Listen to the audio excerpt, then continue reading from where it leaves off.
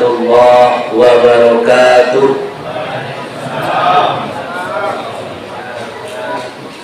Alhamdulillah, alhamdulillahillazi khalaqal mauta wal hayata liyabluwakum ayyukum ahsanu amala. Asyhadu an la ilaha illallah wahdahu la syarika lah, wa asyhadu anna Muhammadan abduhu wa rasuluh la nabiyya ba'da amma ba'du. Bapak-bapak, ibu-ibu sedang jemaah yang dimuliakan Allah Subhanahu wa taala.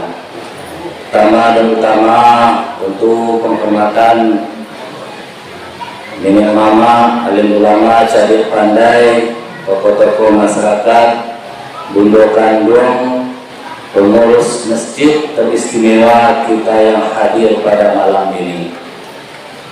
Bersyukur kepada Allah, alhamdulillah sampai saat ini kita masih diberikan kekuatan, kesempatan, dan masih diberikan hidayah, sehingga masih ringan tangan ini mengayun, kaki ini melangkah ke rumah Allah yang kita cintai ini dalam rangka melaksanakan ibadah sholat tarawih secara berjamaah. Salawat beriring salam kita kirimkan kepada junjungan kita, yakni Nabi besar Muhammad sallallahu alaihi wasallam yang telah berjuang dan berkorban demi tegaknya agama ini. Semoga kita bisa melanjutkan perjuangan beliau dan mendapatkan syafaatnya nanti di yaumil qiyamah. Amin amin ya rabbal alamin. Bapak-bapak, ibu-ibu sedang jemaah tarawih yang dimuliakan Allah Subhanahu wa taala. Adapun tema ceramah kita malam ini, seberapa pentingkah Ramadan bagi kita?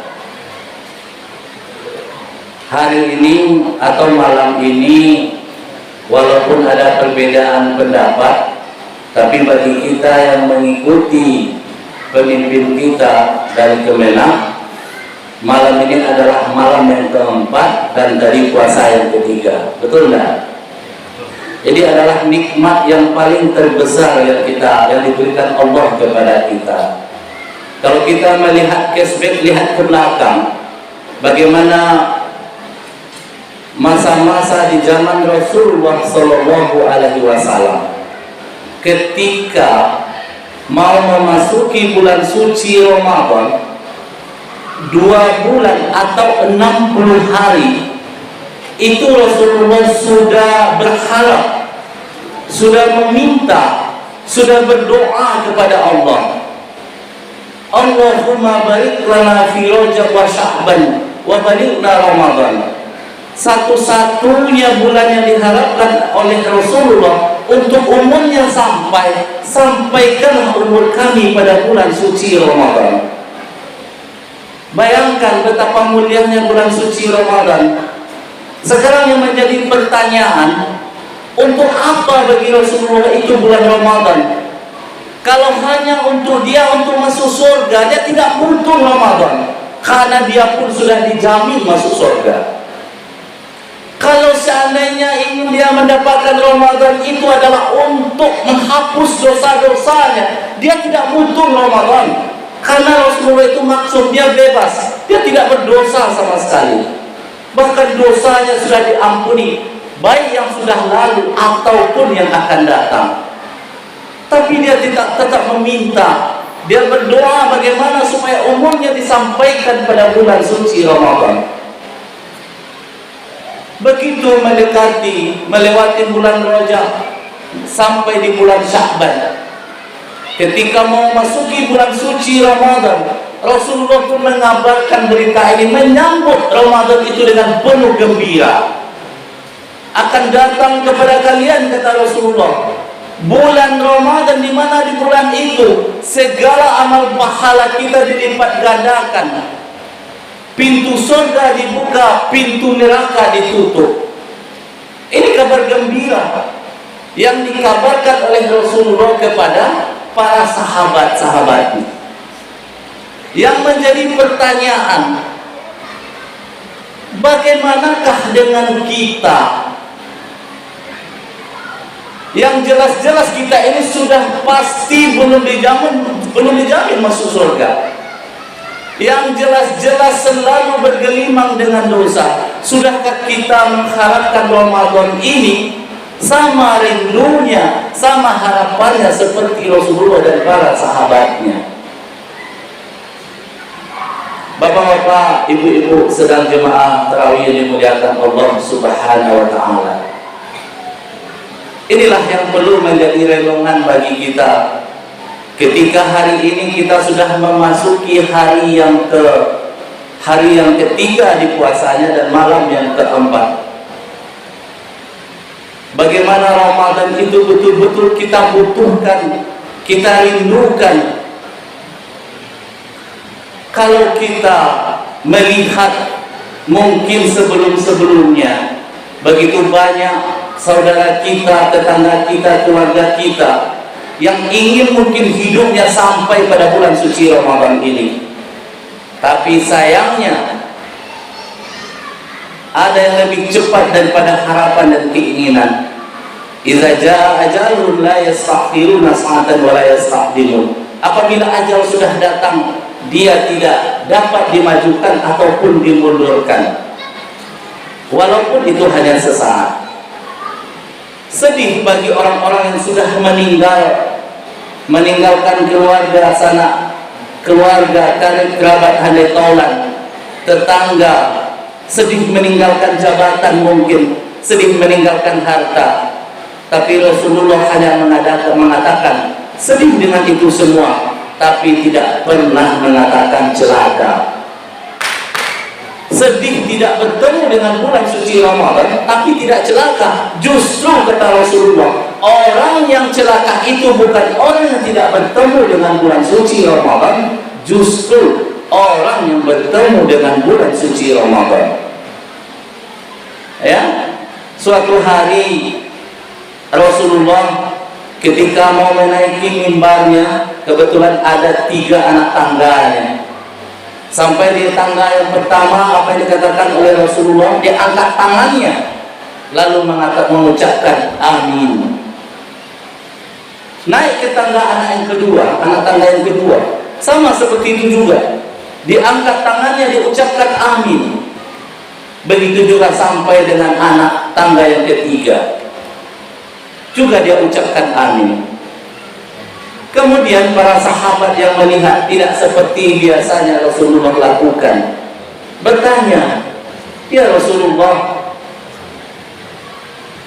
tidak seperti biasanya kami melihat engkau, tidak ada angin, tidak ada hujan, dan kami lihat tidak ada orang yang berdoa, dan juga tidak ada orang yang meminta. Tapi kenapa tadi ketika menaiki anak tangga, mulai anak tangga pertama, anak tangga kedua sampai anak tangga ketiga, engkau mengucapkan amin? Ada apakah ya Rasulullah?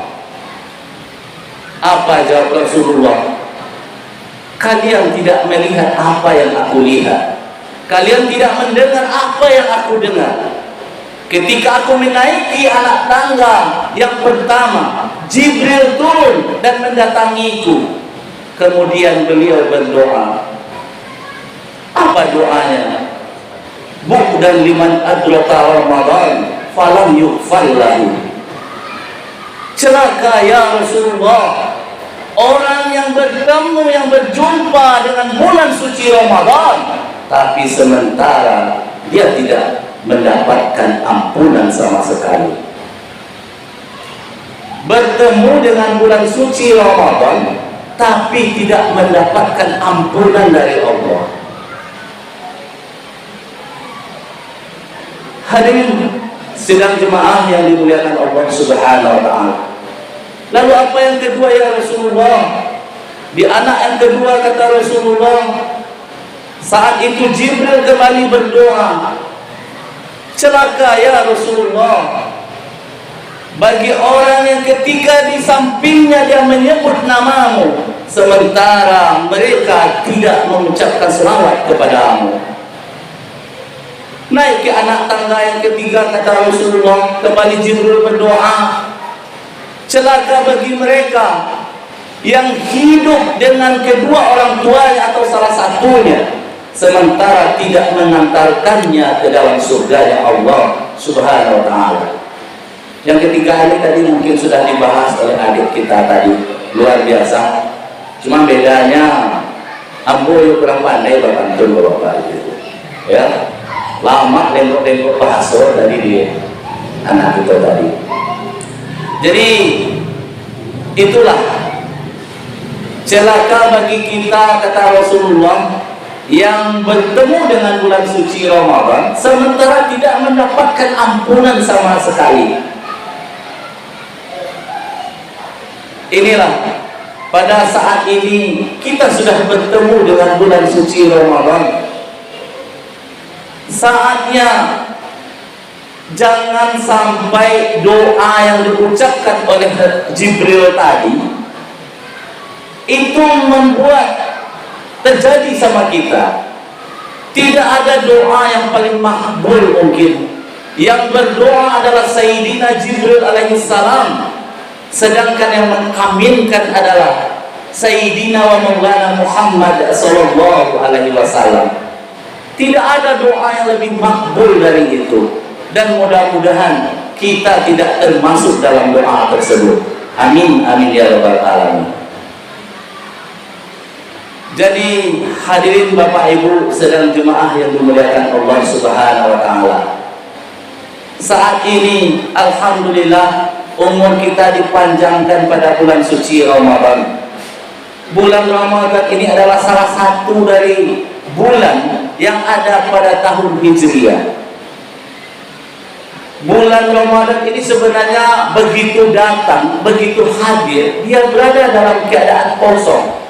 Lalu kita mau mengisinya seperti apa? Sama mungkin seperti seorang petani ketika dia memiliki 12 kebun, dan di antara 12 kebun itu ada satu kebunnya yang lahannya itu ketika dia menanam dia akan tumbuh dengan subur. Itulah kalau diibaratkan ke dalam bulan suci Ramadan, ke dalam tahun Hijriah, inilah bulan suci Ramadan. Dia bersih, belum berisi. Nah, apa yang harusnya kita isi pada bulan suci Ramadan tersebut? Pada dasarnya hampir setiap hari ustadz-ustadz kita, ulama-ulama kita pasti selalu membahas tentang ini. Sebenarnya kaji ini hanya tinggal diulang-ulang. Barang ini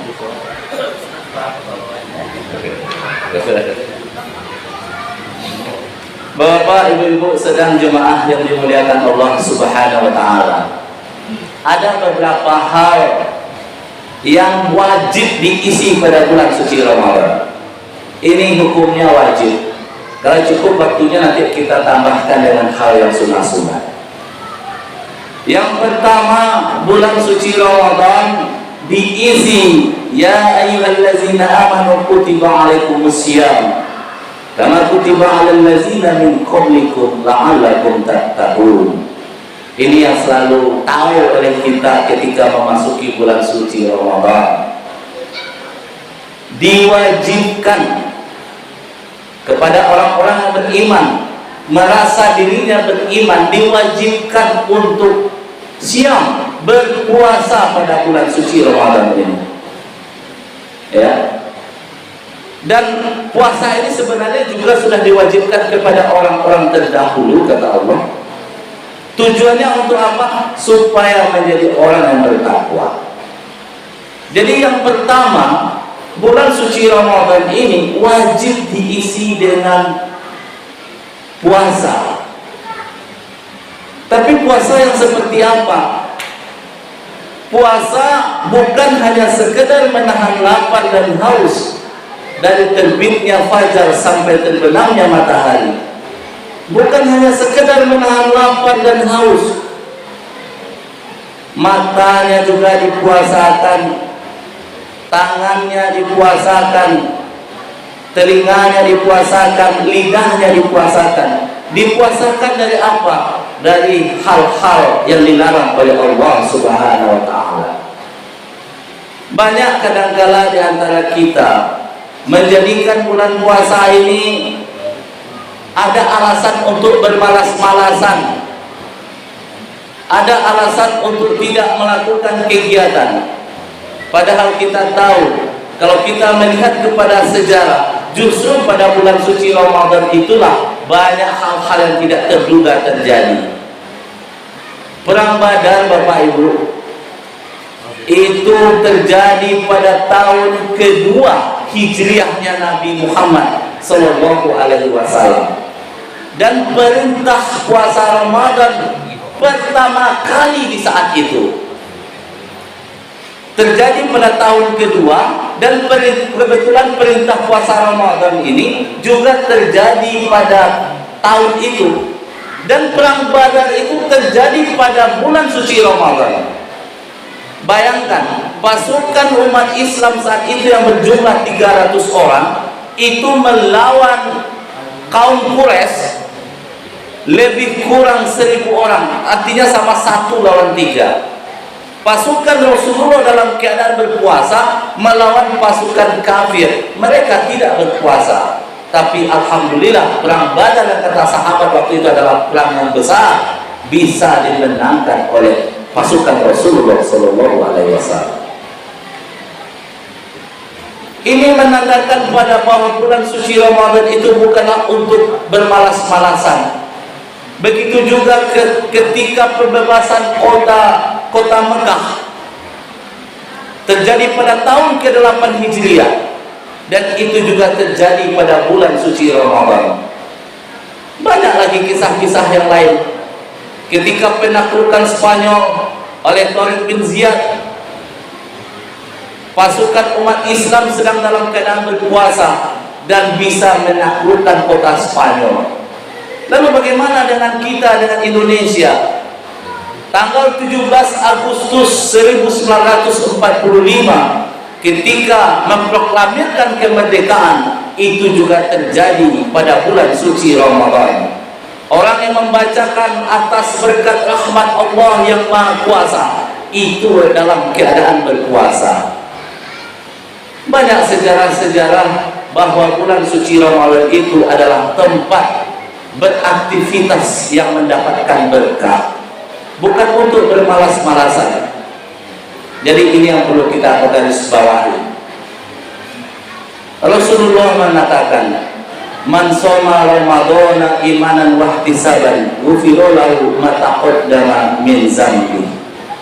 Barang siapa, kata Rasulullah, yang berpuasa di bulan suci Ramadan dengan penuh keimanan dan hanya mengharapkan ridho Allah, mengharap dan karena hanya lillahi ta'ala, maka diampunilah dosa-dosanya yang telah lalu.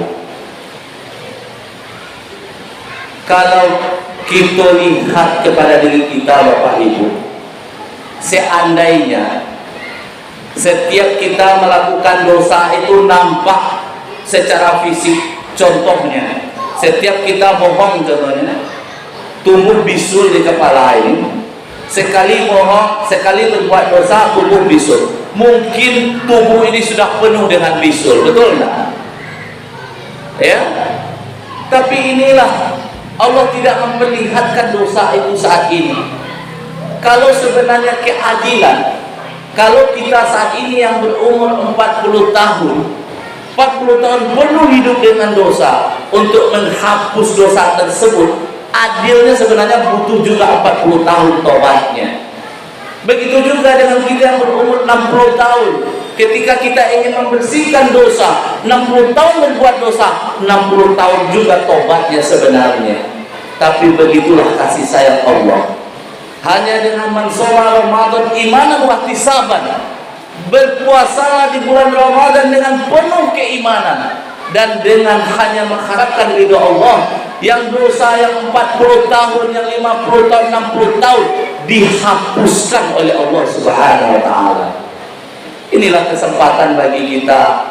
Kalau tadi Rasulullah begitu bergembiranya menyambut bulan suci Ramadan, 60 hari belum masuk dia sudah mengharapkan umurnya sampai pada bulan suci Ramadan, dan Ramadan itu sekarang sudah berada di depan kita, ada di tengah-tengah kita saat ini. kita gunakan kesempatan ini untuk menghapus dosa-dosa yang kita perbuat.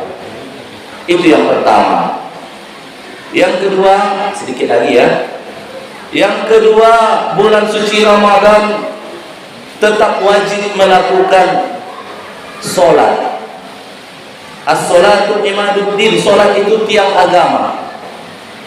Kalau tadi kita bahas tentang puasa, kalau solat tiang agama, sebenarnya tidak perlu kita bahas. Kita tahu bahwa solat itu wajib hukumnya, baik di bulan suci Ramadan ataupun tidak. Cuman bedanya ketika kita laksanakan, kita lakukan di bulan suci Ramadan, yang wajib-wajib ini pahalanya lebih dilipat gandakan lagi. Inilah harapan kita. Dan yang ketiga, yang wajib kita lakukan pada bulan suci Ramadan adalah membayar zakat. Zakat itu ada dua. Yang pertama zakat fitrah, namanya zakat jiwa. Karena siapapun yang berjiwa, yang hidup saat itu, wajib zakat fitrah. Dan yang kedua namanya zakat mal. Tidak ada bedanya antara zakat fitrah dengan zakat mal. Yang membedakan zakat fitrah itu dilaksanakan wajib pada bulan suci Ramadan, sedangkan zakat mal itu wajib ketika sudah mencapai nisab dan haulnya. Di dalam Al-Quran lebih kurang 28 ayat itu membahas tentang aqimus sholat wa atuz zakat. Dirikanlah sholat dan tunaikanlah zakat. Dalam Al-Quran 28 ayat lebih kurang itu selalu berdampingan. Makanya ketika dulu Rasulullah meninggal, digantikan oleh Abu Bakar, pertama kali yang dilakukan oleh Abu Bakar adalah memerangi orang yang tidak mau membayar zakat saat itu. Ini yang kadang-kala banyak yang lupa oleh kita. Kalaulah zakat fitrah itu di akhir-akhir mau mendekati hari raya Idul Fitri, kita lebih afdol melaksanakannya. Kalau zakat mal, kalaulah tahun yang lalu kita membayarkan zakat bulan Ramadan, berarti bulan Ramadan ini kalau nisab dan haulnya sampai, sudah wajib juga kita membayarkannya. Jangan merasa ketika sholat kita laksanakan, ketika sholat kita kerjakan, urusan kita sudah selesai. Padahal zakat satu-satunya di dalam Al-Quran. Bagaimana cara pembagiannya, kepada siapa yang dibagikan, itu Al-Quran yang membahasnya. Jadi Bapak Ibu sedang jemaah yang dimuliakan Allah, jangan sampai kadangkala kita ini kain sarung yang kita bagikan kita sudah anggap itu zakat. Zakat itu ada hitungannya. Jadi mudah-mudahan pada bulan suci Ramadan ini yang wajib-wajibnya itu semestinya kita kerjakan, kita laksanakan. Yang pertama puasa kita maksimalkan, ditambah dengan Sholat ditambah lagi dengan qiyamul lail. Ada sholat tarawih yang biasa tidak kita kerjakan pada bulan-bulan yang lain. Ini adalah keutamaan bagi kita pada bulan suci Ramadan. Dan yang ketiga, kita tunaikan zakat, baik zakat fitrah ataupun zakat mal. Kalau zakat mal kita tunaikan di bulan suci Ramadan, tentu pahalanya lebih dilipat gandakan lagi. Mungkin itu aja yang bisa kami sampaikan. Kalau ada salah dan janggalnya mohon maaf. Billahi taufiq wal hidayah. Wassalamualaikum warahmatullahi wabarakatuh.